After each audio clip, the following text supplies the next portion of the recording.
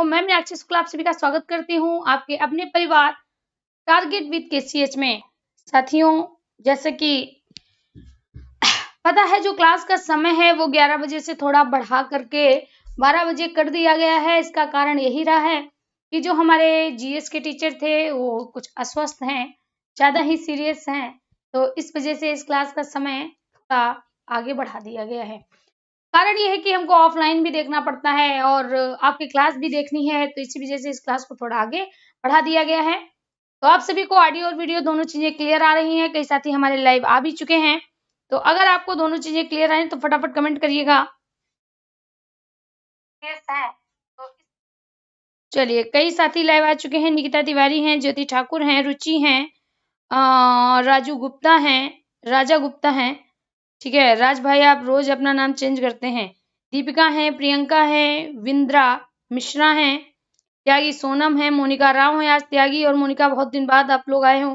हर्षिता है, दीपिका प्रजापति हैं। चलिए शुरू करते हैं अपनी आज की क्लास बिना समय को गवाए हुए।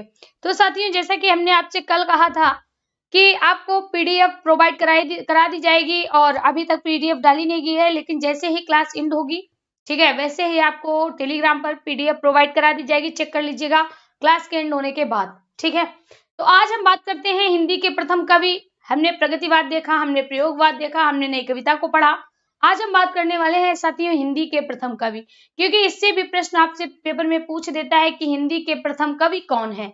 अगर कभी आपसे पूछा जाए हिंदी के प्रथम कवि, अगर क्या पूछा जाए हिंदी के प्रथम कवि कौन है, तो इसका आंसर आपको क्या देना है? सरहप्पा देना है। क्या देना है? सरहप्पा देना है। ध्यान दीजिएगा कि अगर पूछा जाए हिंदी के प्रथम कवि कौन है, हिंदी के प्रथम कवि कौन है। आवाज आ रही है? चलिए ठीक है।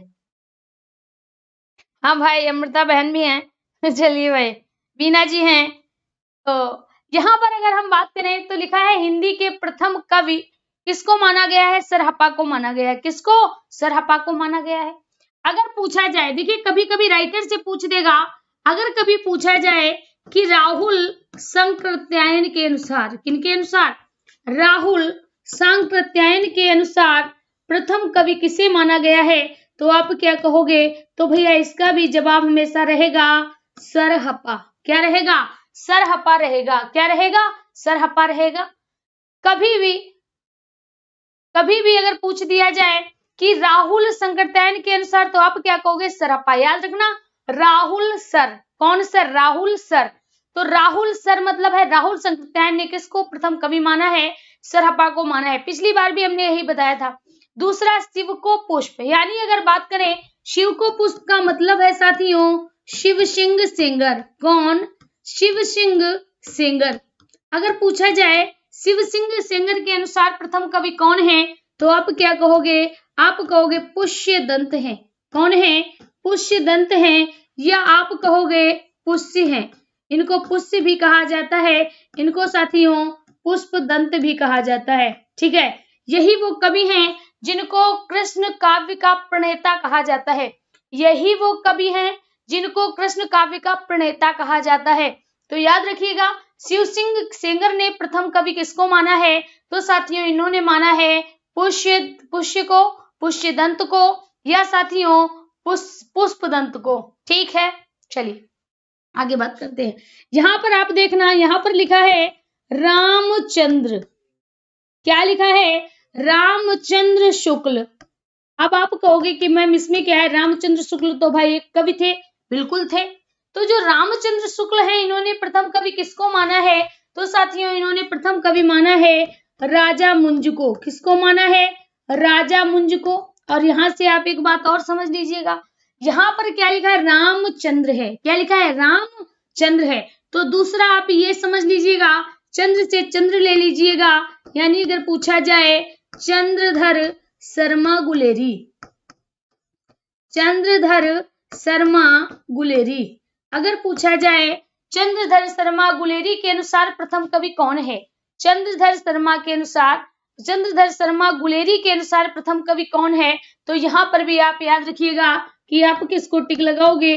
आप लगाओगे राजा मुंज को। किसको लगाओगे? राजा मुंज को। ठीक है, बात क्लियर? यहां तक बात क्लियर? राजा मुंज को। ठीक है, चलिए आगे बात करते हैं। यहाँ पर अगर हम बात करें साथियों, हजारी प्रसाद द्विवेदी, कौन? हजारी प्रसाद द्विवेदी। अगर आपसे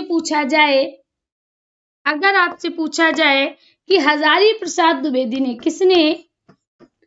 हजारी प्रसाद द्विवेदी ने। सारी चीजें इंपॉर्टेंट है क्योंकि आपका भाई सुपर टेट का पेपर है, ठीक है। टेट का पेपर हालांकि ज्यादा कठिन नहीं आया था, बढ़िया पेपर था, ज्यादा सरल भी नहीं था। 2017 का कुछ लोग कहते हैं 2017 का पेपर छाप दिया गया था जूनियर में, ठीक है। जूनियर में 2017 का पेपर छाप दिया गया। चाहे हम टेट प्राइमरी की बात करें चाहे जूनियर की बात करें, पेपर आसान नहीं था, आपकी तैयारी अच्छी थी, इसी वजह से आपको वही चीजें आसान लगी, आपका पेपर अच्छा गया, ठीक है। तो यहाँ पर साथियों अगर हम बात करें हजारी प्रसाद द्विवेदी ने किसको प्रथम कवि माना है, तो यहाँ पर आपका राइट आंसर हो जाएगा अब्दुल रहमान। किसको माना था? अब्दुल रहमान को माना था, ठीक है। बात समझ में आ गई? किसको माना था? अब्दुल रहमान जी को माना था। गुड आफ्टरनून भाई, गुड आफ्टरनून। चलिए भाई, बहुत बहुत आपका धन्यवाद। अगर आप सभी लोग समय से आ जाया करें, है ना, तो लाइव की संख्या थोड़ी बढ़ जाया करे, लेकिन कुछ लोग स्टार्टिंग में आते हैं, कुछ लोग लास्ट में आते हैं। चलिए यहाँ तक बात समझ में आ गई। चलिए आगे देखते हैं। आगे साथियों बात करते हैं, एक कवि और है, दो कवि हैं, उनसे भी प्रश्न बन जाते हैं, लेकिन यहाँ पर आप याद रखना बच्चन सिंह। कौन? बच्चन सिंह। बासे बच्चन और बासे बच्चन सिंह, ठीक है। तो अगर कभी पूछा जाए, देखिए इसका प्रारंभिक वर्ण क्या है? बा है। तो बच्चन सिंह ने किसको प्रथम कवि माना? तो यहाँ पर आ जाएगा साथियों विद्यापति जी को। किसको माना? विद्यापति जी को माना, ठीक है। तो देखिए हिंदी का प्रथम कवि, अगर कभी पूछा जाए हिंदी का प्रथम कवि तो आप क्या कहोगे? सरप्पा कहोगे। हिंदी का प्रथम गीतकार, अगर पूछा जाए हिंदी का प्रथम गीतकार, तो गीतकार किसे माना गया है? विद्यापति को माना गया है, ठीक है। लेकिन पूछा जाए कि बच्चन सिंह के अनुसार हिंदी का प्रथम कवि कौन है, बच्चन सिंह के अनुसार हिंदी का प्रथम कवि कौन है, तो आप क्या कहोगे? आप कहोगे विद्यापति। क्या कहोगे? विद्यापति, ठीक। अगर आपसे पूछा जाए हजारी प्रसाद द्विवेदी के अनुसार प्रथम कवि कौन है, हजारी प्रसाद द्विवेदी के अनुसार प्रथम कवि कौन है, तो आप क्या कहोगे? आप कहोगे अब्दुल रहमान। क्या कहोगे? अब्दुल रहमान, ठीक है।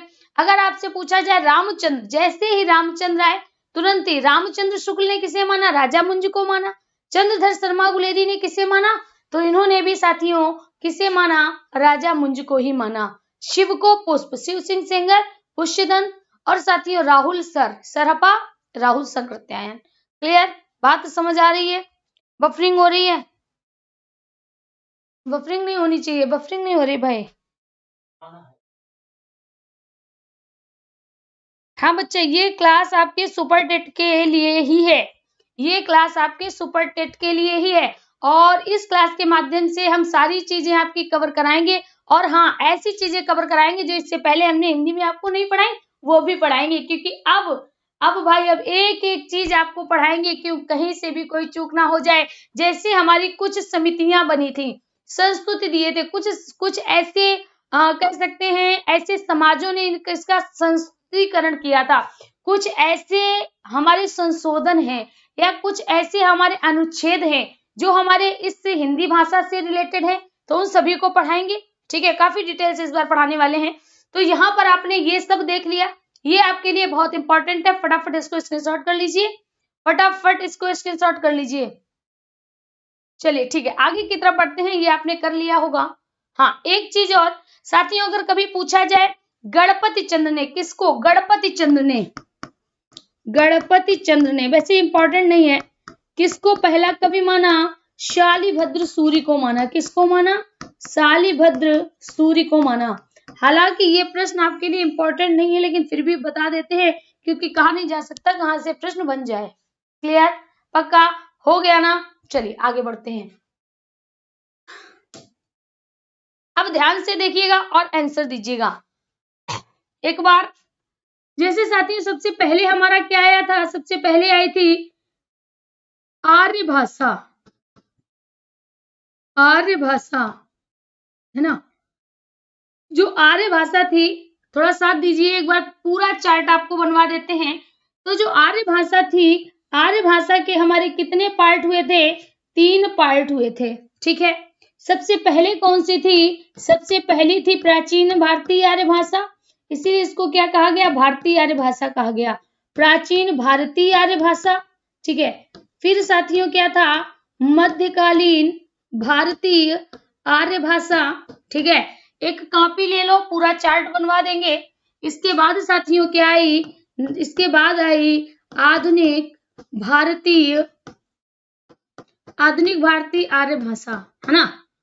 तो हमने आपको क्या बताया था? हमने बताया था कि भारतीय आर्य भाषा टूटकर काल बने, भारतीय आर्य भाषा टूटकर काल बने। तो जो सबसे पहले हमारा समय था प्राचीन भारतीय आर्य भाषा, उसके साथियों 2 पार्ट हुए थे। कितने? 2 पार्ट हुए थे। पहला था हमारा वैदिक संस्कृत। क्या था? वैदिक संस्कृत था। ठीक है, दूसरा हमारा क्या था? दूसरा हमारा था लौकिक संस्कृत, लौकिक संस्कृत। क्लियर? यहां तक बात समझ आ गई। मध्यकालीन भारतीय आर्य भाषा 3 कालों में डिवाइड हुई। पहले वाले को कहा गया प्रथम प्राकृत। क्या कह दिया गया? प्रथम प्राकृत कह दिया गया। दूसरे वाले को साथियों क्या कहा गया? द्वितीय प्राकृत कहा गया, है ना। और तीसरे वाले को क्या कह दिया गया? तृतीय प्राकृत कह दिया गया। क्या कह दिया गया? तृतीय प्राकृत कह दिया गया। पाली प्राकृत अपभ्रंश। ठीक है, पाली प्राकृत अपभ्रंश, है ना। यहीं से हमारी, यहीं के बाद हमारी क्या हो गई? यहीं से हमारी हिंदी का जन्म हुआ।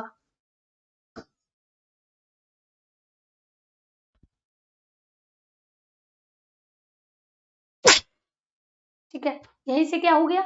यहीं से हमारी हिंदी का जन्म हुआ। आगे देखिए, अब जो आधुनिक भारतीय आर्य भाषा है, आधुनिक भारतीय आर्य भाषा है, इसके कितने पार्ट हुए? इसके साथियों 3 पार्ट हुए। ध्यान दीजिएगा, इसके कितने पार्ट हुए? तो इसके 3 पार्ट हुए। इसके 3 पार्ट हुए। ठीक, सबसे पहले जो हमारा काल चला उसको क्या कहा गया? उसको कहा गया प्राचीन काल। क्या कह दिया गया? प्राचीन काल कहा गया। और उसी को साथियों आदि काल कहा गया। ये तो आपने पढ़ा। उसको क्या कहा गया? आदि काल कहा गया, है ना। अब आगे देखिए, अब साथियों दूसरा जो हमारा समय था, दूसरा जो हमारा समय था उसको क्या कहा गया? उसको मध्यकाल कहा गया, है ना। मध्यकाल कहा गया। ये जो मध्यकाल था 2 पार्टों में विभाजित हुआ। पहले को पूर्व मध्यकाल कहा गया, दूसरे को उत्तर मध्यकाल कहा गया। ठीक है, पूर्व मध्य और उत्तर मध्य। इसी को हम भक्ति काल कहा गया और इसी को कहा गया रीतिकाल। इसको भक्ति काल और इसको रीतिकाल कहा गया। ठीक है, रीतिकाल 3 पार्टों में विभाजित हुआ। कौन सा? एक तो बद्ध था, दूसरा सिद्ध था और तीसरा मुक्त था। तीसरा मुक्त था, यानी रीतिबद्ध और रीति जो काल था, रीतिबद्ध, रीति सिद्ध, रीति मुक्त, इन 3 पार्टों में विभाजित हुआ। इन 3 पार्टों में विभाजित हुआ। अब हम बात करते हैं पूर्व मध्यकाल की। किसकी? पूर्व मध्यकाल की। 2 पार्ट हुए। सबसे पहला हुआ साथियों सगुण। कौन सा हुआ? सगुण हुआ। दूसरा आपका निर्गुण हुआ। कौन सा हुआ? निर्गुण हुआ। ठीक है, सगुण के भी 2 पार्ट हुए। एक तो राम भक्ति शाखा हुआ और दूसरा साथियों कृष्ण भक्ति शाखा हुआ। ठीक है, निर्गुण के भी 2 पार्ट हुए। एक तो ज्ञानाश्रयी शाखा हो गया और दूसरा साथियों प्रेमाश्रयी शाखा हो गया। एक तो ज्ञानाश्रयी शाखा, दूसरा प्रेमाश्रयी शाखा। क्लियर? यहां तक बात करते हैं, ध्यान दीजिएगा। तो जब हमारा उत्तर मध्यकाल खत्म हुआ तब कौन सा काल शुरू हुआ?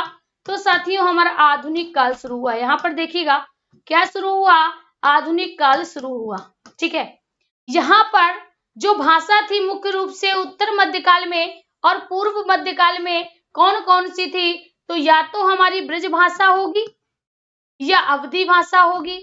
यही तो 2 भाषाएं प्रयोग में की जा रही थी। यही तो 2 भाषाएं प्रयोग में की जा रही थी। लेकिन जब आधुनिक काल आया, आधुनिक काल के कितने पार्ट थे? 4 पार्ट थे। कितने पार्ट? 4 पार्ट। पहला भारतेंदु, दूसरा द्विवेदी युग, तीसरा छायावादी युग और चौथा साथियों छायावादोत्तर युग। छायावादोत्तर युग। छायावादोत्तर के भी 3 पार्ट हुए। कौन कौन से हुए? पहला हमारा प्रगतिवाद था, दूसरा हमारा प्रयोगवाद था और तीसरा हमारा नवलेखनवाद था। नवलेखनवाद था। तो इतना पूरा हमने आपको साहित्य में पढ़ाया है, इतना पूरा हमने आपको साहित्य में पढ़ा चुके हैं। अब जो बात बताने जा रहे हैं ध्यान से सुनिएगा। तो जब हमारा मध्यकाल, कलर दूसरा ले लेते हैं जिससे आपको समझ आए, ध्यान दीजिएगा। तो जो साथियों हमारा मध्यकाल था, है ना, मध्यकाल में ये 2 भाषाएं चरम पर थी, है ना। तो ब्रज भाषा का, यह ब्रज जो बोली थी, ब्रज क्या थी? एक बोली थी, और इस बोली का इतना अधिक प्रयोग किया गया, इतना अधिक प्रयोग किया गया मेरे साथियों कि यह भाषा बन गई। क्या बन गई? बोली से हटकर भाषा बन गई, है ना, बोली से हटकर भाषा बन गई। तो यहाँ पर क्या कहा गया? यहाँ की जो मुख्य भाषा थी ब्रज और अवधी थी, ब्रज और अवधी थी। कृष्ण भक्ति शाखा का की मुख्य भाषा ब्रज थी और रामकृष्ण भक्ति शाखा की मुख्य भाषा अवधी थी। राम भक्ति शाखा की प्रमुख भाषा अवधी थी। ठीक है। तो जब इस एज से हम इस एज में गए, इस एज से हम इस एज में पहुंचे, तो एक नई बोली का जन्म हुआ, एक नई बोली का जन्म हुआ, जिसको साथियों क्या कहा गया? जिसको कहा गया खड़ी बोली। क्या कहा गया? खड़ी बोली। ध्यान दीजिए। तो कभी पूछा जाए खड़ी बोली का प्रारंभ कब हुआ? भारतेंदु युग से पहले। क्या कहेंगे?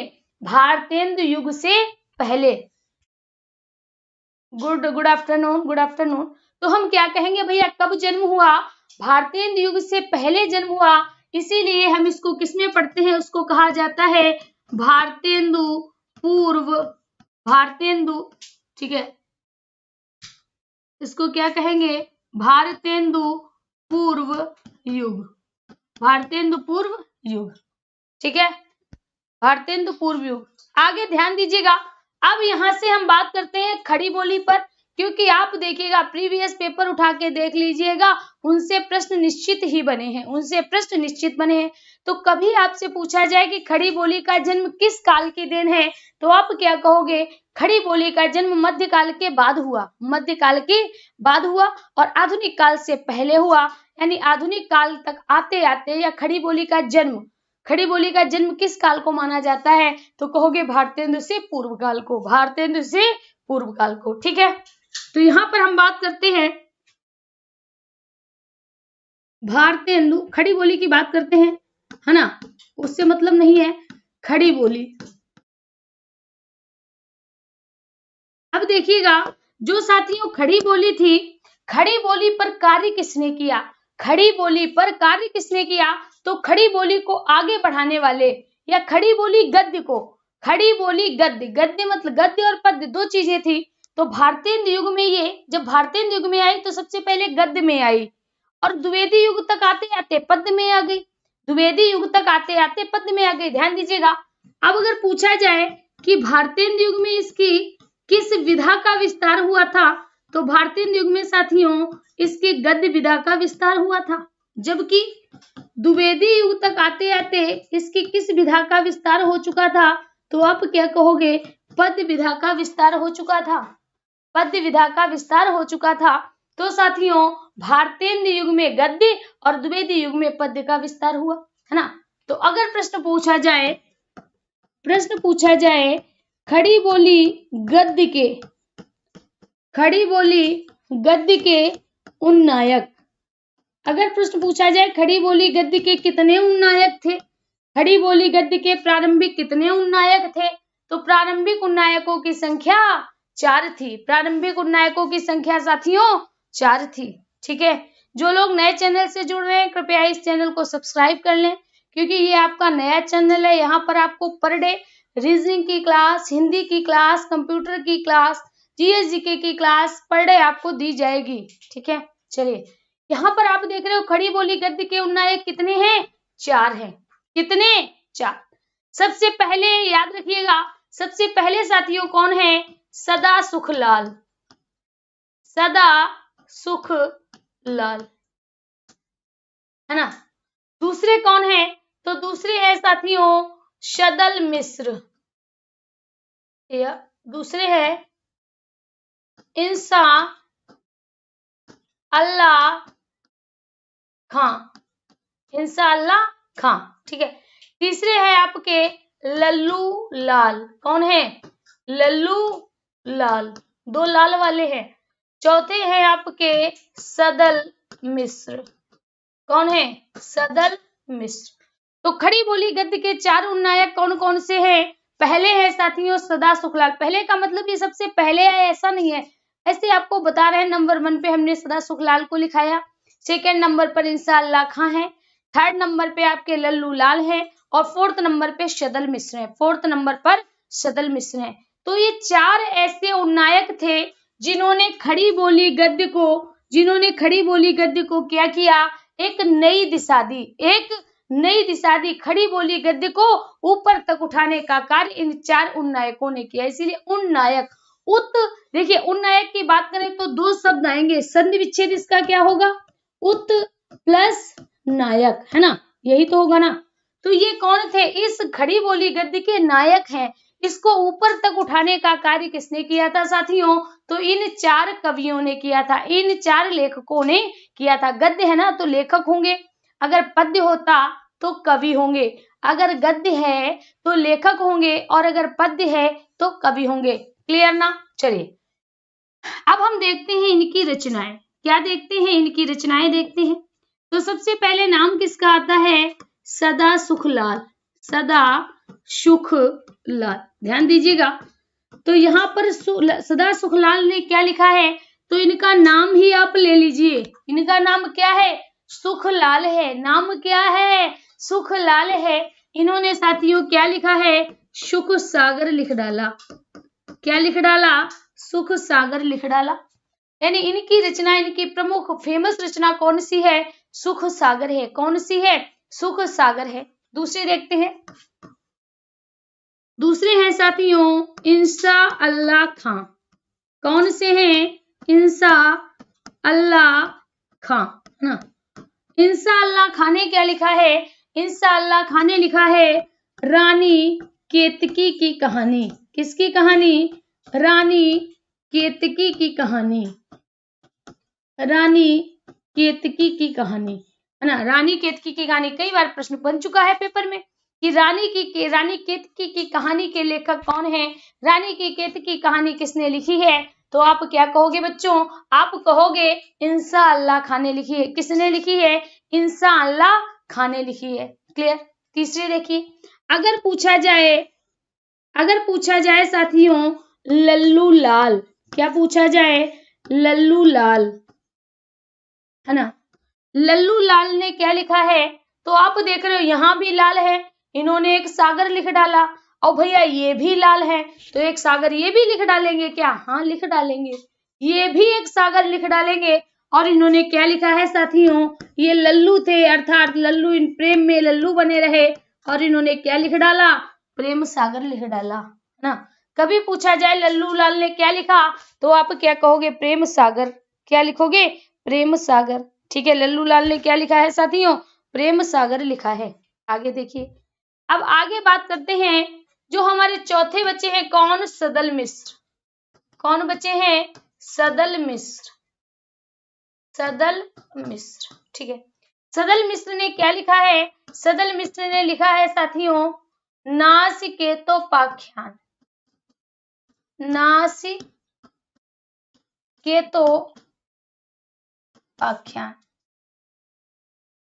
नासिकेतोपाख्यान, ठीक है। अब यहाँ पर ध्यान दीजिएगा, एक और पॉइंट बहुत ज्यादा इंपॉर्टेंट हो जाता है। कौन सा पॉइंट है बताएंगे। तो यहाँ पर आप देख रहे हो चार उन्नायक के नाम आप याद कर लीजिए। सदा सुखलाल हैं। सदा सुखलाल के नाम के आगे आपने सुना होगा लोग मुंशी कहते हैं। मुंशी का मतलब ये कहीं मुंशी नहीं थे, मुंशी जो थे वो दूसरे थे, ये मुंशी नहीं थे, फिर भी मुंशी के नाम से जाने जाते हैं। तो सदा सुखलाल ने क्या लिख डाला? सुख सागर लिखा। इंशा अल्लाह खां ने क्या लिखा? रानी केतकी की कहानी लिखी। लल्लू लाल ने क्या लिखा? प्रेम सागर लिखा। और साथियों सदल मिश्र ने क्या लिखा है? नासिकेतोपाख्यान लिखा है। क्या लिखा है? नासिकेतोपाख्यान लिखा है। क्लियर?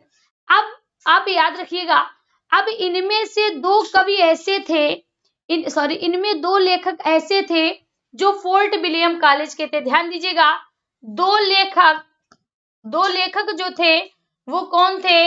वो साथियों fort William college, fort William college, fort William college में हिंदी के मुंशी थे, हिंदी के मुंशी थे। जिस तरह से आप प्रवक्ता कहते हो ना, ये भी क्या थे? हिंदी के मुंशी थे। ठीक है। तो इन चार कवियों में इन चार लेखकों में दो लेखक फोर्ट विलियम कॉलेज के थे। कहाँ के थे? फोर्ट विलियम कॉलेज के थे, है ना। और याद रखिएगा दो लेखक क्या होंगे? दो लेखक साथियों फोर्ट विलियम कॉलेज के, फोर्ट विलियम कॉलेज के बाहर के लेखक थे, बाहर के लेखक थे, है ना। तो फटाफट बताइए कि ऐसे कौन से दो कवि हैं? ये प्रश्न हम आंसर नहीं बताएंगे, इसका आंसर आप लोग बताओगे कि ऐसे कौन से दो कवि थे जो हिंदी के मुंशी थे, हिंदी के मुंशी थे फोर्ट विलियम कॉलेज में, फोर्ट विलियम कॉलेज में। फटाफट बताओ, जल्दी से बताओ। हाँ भाई ये सही है, प्रेम वही करेगा जो लालू होगा। अरे भैया जो प्रेम वही करेगा जो लल्लू होगा, है ना। जरूरी नहीं है कि लालू हो, भाई लल्लू बना देते हैं। यहाँ पर देखिए, तो यहाँ पर क्या कहता है? सदा सुखलाल ने सुख सागर, ध्यान दीजिएगा भैया, इसको याद करने की ट्रिक हम आपको बताते हैं कि ये क्या करते थे? ये सुख के सागर में डूबे रहते थे। किसमें? सुख के सागर में डूबकर कहानी कहते रहते थे। तो तुम कहीं अगर सुख के सागर में डुबकी लगा रहे हो, कहानी गढ़े जा रहे हो, कहानी लिखे जा रहे हो, है ना, कहानी बनाए जा रहे हो, नौकरी वोकरी तो करनी नहीं है भाई, नौकरी वाला इतनी कहानियां कैसे गढ़ेगा? तो और नौकरी करने वाले को सुख कहाँ होता है? तो ये जो पहले वाले दो व्यक्ति थे, इनका कार्य क्या था? इनका कार्य था सुख में सुख सागर लिखा है ना, सुख का सागर। तो बच्चा ये क्या करते थे? सुख में डूबकर कहानी गढ़ते थे। क्या करते थे? कहानी गढ़ा करते थे। दोनों व्यक्ति फालतू के थे, कहीं नौकरी चाकरी तो थी नहीं, तो क्या करते थे भाई? सुख के सागर में डुबकी लगा लगा के कहानी गढ़ा करते थे। ठीक है। तो यहाँ पर ये जो दो कवि थे, ये कैसे थे? ये फोर्ट विलियम कॉलेज के बाहर के थे। ये कहाँ थे? फोर्ट विलियम कॉलेज के बाहर के थे। ठीक है, बात समझ आ गई? बात समझ आ गई? सदा सुखलाल, वेरी गुड, सदा सुखलाल और सदल मिश्र, गलत हो गया। सदा सुखलाल और आपके इंशाअल्लाह खां, इंशाअल्लाह खां। ठीक है, इंशाअल्लाह खां। बात समझ आ गई? यहां तक किसी को कोई डाउट नहीं होगा? कोई डाउट नहीं होगा? चलिए ये चीज याद रखिएगा। ठीक है, सुख के सागर में डूबकर कहानी गढ़ा करते थे, है ना। और ये जो लल्लू लाल और बेचारे सदल मिश्र थे, ये कमाते धमाकते थे, है ना। तो क्या करते थे? अपने प्रेम से आख्यान दिया करते थे, व्याख्यान किया करते थे। जैसे भाई अगर आप कहीं मुंशी हो तो या किसी हिंदी के प्रोफेसर हो, तो जब आपको पढ़ाना पड़ेगा तो आपको व्याख्या देनी पड़ेगी। तो ये बच्चा क्या करते थे? ये प्रेम से व्याख्या दिया करते थे। क्या किया करते थे? प्रेम से व्याख्या किया करते थे, प्रेम से व्याख्या किया करते थे। क्लियर?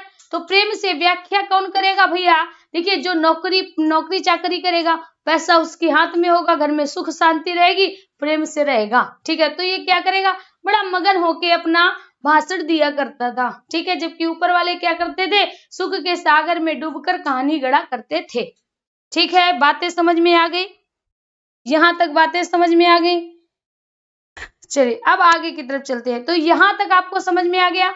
यही खड़ी बोली गद्य के चार उन्नायक थे। ये क्या थे? खड़ी बोली गद्य के चार उन्नायक थे।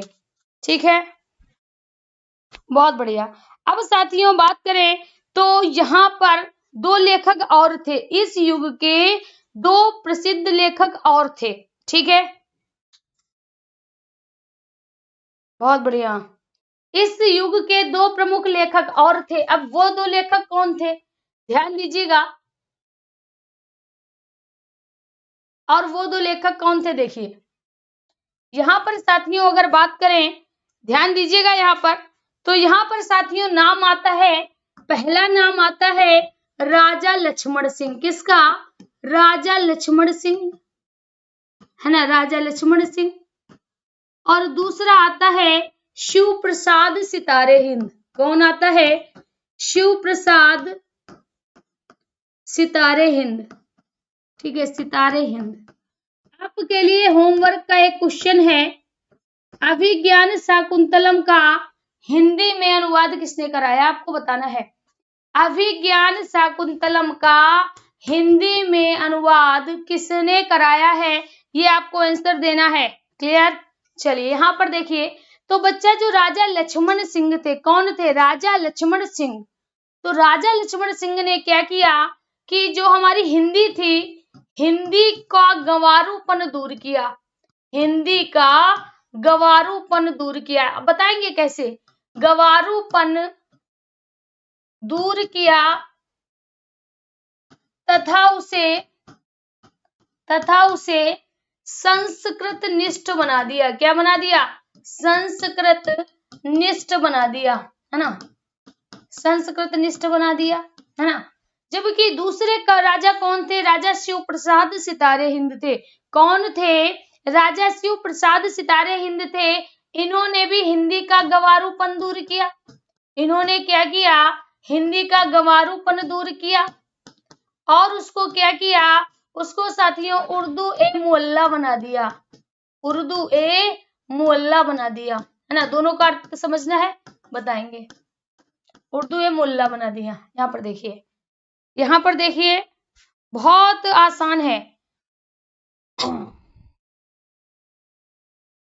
देखिए क्या है, यहाँ पर क्या कहता है, पहला कहता है राजा लक्ष्मण सिंह ने गंवारूपन दूर किया। क्यों, देखिए इससे पहले भाषा कौन सी थी, ब्रज थी, है ना।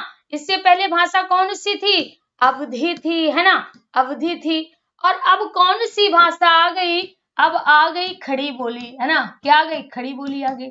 आप जब किसी सभ्य समाज में बैठे हो और आप देखते होगी कि अगर कोई गांव से रिलेटेड कोई हमारा XYZ कोई भी पर्सन है, अगर जब वो बोलता है गांव से ना, तो उसकी बातों से कहीं ना कहीं कभी कभी ऐसे शब्द निकल जाते हैं जो बता देते हैं कि वह बंदा या वह व्यक्ति या वह पर्सन किसी ग्रामीण क्षेत्र से रिलेटेड है ना।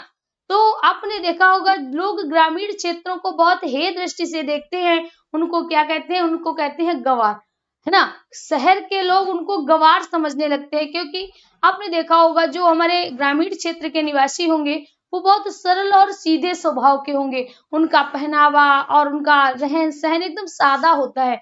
तो लोग क्या कहते हैं, लोग उनको गंवार समझने लगते हैं ना, लोग उनको गंवार समझते हैं। तो यहाँ पर राजा लक्ष्मण सिंह ने क्या किया कि भैया इन जो भाषाओं को था, इन भाषाओं का प्रचलन कम कर दिया।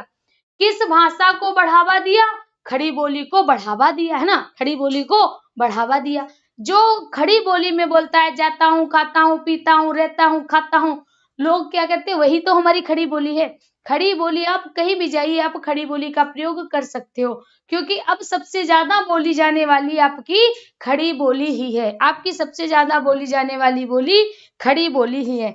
तो जो आपकी खड़ी बोली में किट किट किट किट पिट पिट करता है, तो उसको क्या कहते हैं, उसको कहते हैं कि हाँ भाई ये सही है, ये शहरी है। क्यों, क्योंकि खड़ी बोली में क्या कर रहा है, खड़ी बोली में बोल रहा है। तो इसीलिए कहा गया कि जो राजा लक्ष्मण सिंह थे उन्होंने खड़ी बोली पर महत्व दिया, ब्रज और अवधी भाषा के प्रयोग पर वर्जन लगा दिया, यानी इसको बंद सा कर दिया। अभी यहाँ पर आपको आंसर नहीं देना है, आंसर आपको कमेंट बॉक्स में देना है, ठीक है। तो हिंदी का गंवारूपन दूर किया, क्यों, क्योंकि इन भाषाओं का प्रयोग बंद करवा दिया और उसे संस्कृत निष्ठ बना दिया। क्यों, क्योंकि उसका प्रयोग खड़ी बोली में तो हुआ, लेकिन जिस प्रकार की खड़ी बोली आप पढ़ रहे हो, सॉरी जिस प्रकार का संस्कृत आप पढ़ रहे हो, हम जैसे आपको पढ़ा रहे हैं, जैसे तुम ग्रहम गच्छसि, है ना, तो ये क्या है, ये खड़ी बोली से निर्मित संस्कृत है, खड़ी बोली से निर्मित संस्कृत है। तो इस भाषा को बढ़ावा दिया किसने, भाई किसने दिया? राजा लक्ष्मण सिंह ने दिया। क्लियर है ना? क्लियर है ना? आगे देखिए, अब शिव प्रसाद सितारे हिंद, शिव प्रसाद सितारे हिंद ने भी वही काम किया, वही काम किया। क्या किया कि भैया इन्होंने ब्रज और अवधी भाषा के प्रयोग पर रोक लगा दी। प्रयोग पर रोक लगाने का मतलब इसका प्रचलन कम कर दिया, है ना। इसको क्या कह दिया गया? इसको गंवारू भाषा कह गई। इसको क्या कहा गया? गंवारू भाषा कही गई। आपने देखा होगा, आप कभी मथुरा जाइए तो वहां की भाषा, अब सभी जगह लोग खड़ी भाषा का प्रयोग करते हैं। अब सभी जगह लोग खड़ी भाषा का प्रयोग करते हैं, चाहे आपका ग्रामीण इलाका हो, चाहे शहरी इलाका हो, चाहे हमारे महानगर हो, कहीं पर भी चले जाइए। हाँ, ज्यादा बड़े बड़े नगर है तो लोग वहाँ इंग्लिश वर्ड यूज करते हैं, हम कह सकते हैं इंग्लिश भाषा का भी प्रयोग करते हैं। तो इसलिए जो ये हमारे राजा शिव प्रसाद सितारे हिंद आए, इनका उपनाम क्या था? सितारे हिंद था। तो इन्होंने क्या किया? गंवारूपन दूर किया, लेकिन इन्होंने संस्कृत चलाई थी। इन्होंने क्या, कौन सी भाषा पर बल दिया? उर्दू भाषा पर बल दिया। और इसीलिए कहा जाता है कि इन्होंने हमारी हिंदी भाषा को क्या बना दिया? उर्दू ए मोहल्ला बना दिया। क्या बनाया? उर्दू ए मोहल्ला बना दिया। ठीक है, बात समझ आ गई। तो इस तरह से जो राजा लक्ष्मण सिंह थे, इन्होंने भी खड़ी बोली पर जोर दिया। इन्होंने भी साथियों खड़ी बोली पर जोर दिया, है ना। और दूसरे कौन थे? यहाँ पर भी थे जिन्होंने साथियों खड़ी बोली पर जोर दिया, खड़ी बोली पर जोर दिया, है ना। लेकिन इन्होंने खड़ी बोली को किस प्रकार से यूज किया? उर्दू भाषा में। इन्होंने खड़ी बोली का किसमें प्रयोग किया? संस्कृत में। सिर्फ अंतर इतना था, अंतर सिर्फ और सिर्फ इतना था। दोनों चीजें आपको समझ आई होंगी, दोनों चीजें समझ आई होंगी। ठीक है, इसको स्क्रीनशॉट भी कर लीजिएगा क्योंकि आपके लिए बहुत ज्यादा उपयोगी है ना। अब देखिए, ध्यान से सुनिएगा। कल जो आपकी क्लास होगी उसमें हम आपको लिपि पढ़ाएंगे। कल की जो क्लास होगी उसमें हम आपको लिपि पढ़ाएंगे, और लिपि के क्या, लिपि के गुण हैं, क्या लिपि के अवगुण हैं, इनको बताएंगे। इसके बाद, और हाँ, जो साथी हमारे टेलीग्राम से नहीं जुड़े हैं, टेलीग्राम से जुड़ जाइए। जैसे ही क्लास एंड होगी वैसे ही आपको हिंदी साहित्य का पीडीएफ प्रोवाइड करा दिया जाएगा। आपको हिंदी का साहित्य पीडीएफ के द्वारा प्रोवाइड करा दिया जाएगा। कल कोई हमारा साथी कमेंट कर रहा था कि मैम याद रखिएगा, मतलब इस तरह से रिक्वेस्ट थी कि पीडीएफ इस तरह से होनी चाहिए कि दोनों तरफ से प्रिंट आउट निकाले जा सके। तो भाई जो पीडीएफ होगा उसको आप दोनों तरफ से आप उसका प्रिंट आउट निकाल सकते हैं। ठीक है, हमने आपकी बचत के अनुसार, आपकी सुविधा के अनुसार इस तरह से ही पीडीएफ प्रोवाइड कराते हैं जिससे आप पर ज्यादा बर्डन ना बने, है ना। तो इस तरह से आपको पीडीएफ प्रोवाइड कराए जाएंगे। तो यहाँ तक किसी को कोई दिक्कत है? यहाँ तक अगर किसी को दिक्कत है तो बता दीजिए। और हाँ, आप टेलीग्राम चैनल पर जुड़ जाइए, टेलीग्राम चैनल से जुड़ जाइए जिससे कि आपको पीडीएफ प्रोवाइड कराई जा सके। लिंक आपको कमेंट बॉक्स के नीचे मिल जाएगा, कमेंट बॉक्स में लिंक दिया होगा। क्लियर? बातें समझ में आ रही? कल की क्लास, चलिए हम इसको बता देते हैं। कल सबसे पहले साथियों आपको पढ़ाया जाएगा लिपि। ठीक है, कल आपको लिपि पढ़ाया जाएगा और लिपि को आपका कल ही खत्म कर दिया जाएगा। नेक्स्ट डे अगर हम बात करें तो हम बात करेंगे जो प्रमुख आपके सुधार आंदोलन चले थे, जो आपके सुधार आंदोलन चले थे। आज तक नहीं हमने आपको सुधार आंदोलन पढ़ाए, है ना। तो कल हम इसके बाद आपको पढ़ाएंगे सुधार आंदोलन। क्लियर?